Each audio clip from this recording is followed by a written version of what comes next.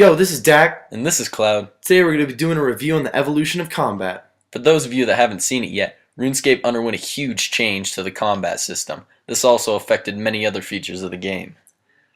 The first thing you'll notice when you go to fight something is the graphics have been changed. Instead of just poking at each other back and forth until someone dies, there's actually a fight stance. You can defend and block and slash and do all that fun stuff. Another huge thing is the hotkeys have been added. You can set up the hotkeys to any key on your keyboard you want. I just use the default, which is the number row. These can be set to do just about any action that you would usually have to use your mouse for, whether it be attacking, eating, or even turning on prayer. It also can be really helpful in skilling because you can do something like, for instance, take one of your coal and put it on the hotkey, and now you can use that one to drop the coal when you're mining to get a lot more XP an hour, which I find to be very helpful.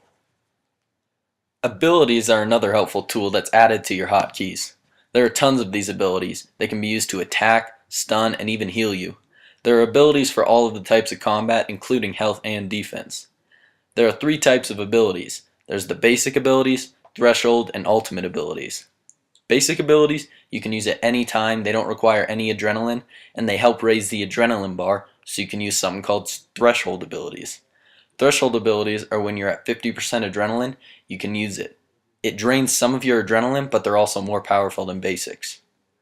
Ultimate abilities are used when you have 100% adrenaline, and they drain the entire bar, but they are the most powerful abilities.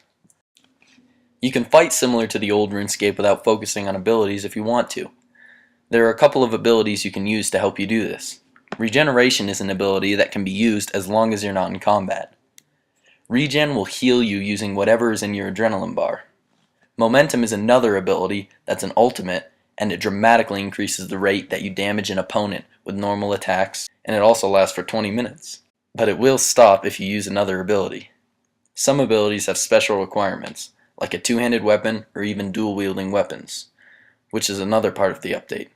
You can now, instead of wielding a shield, purchase an offhand weapon and dual-wield. Dual-wielding can increase the rate at which you attack and deal damage, but it does lower the defense you could have with a shield.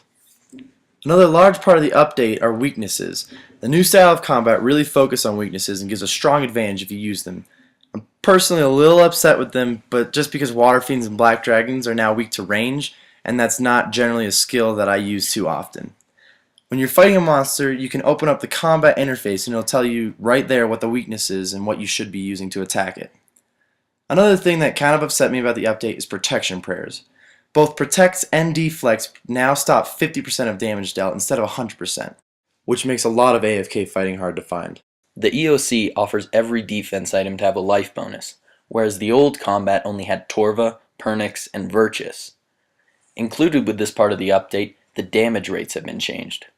No more hitting 500s and feeling like a beast, because again, the maximum health has been increased.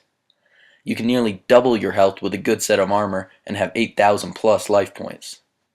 They changed the maximum combat level to 200 and also worked on monsters' combat levels. Nomad is level 200 and the Corporal Beast is only 210.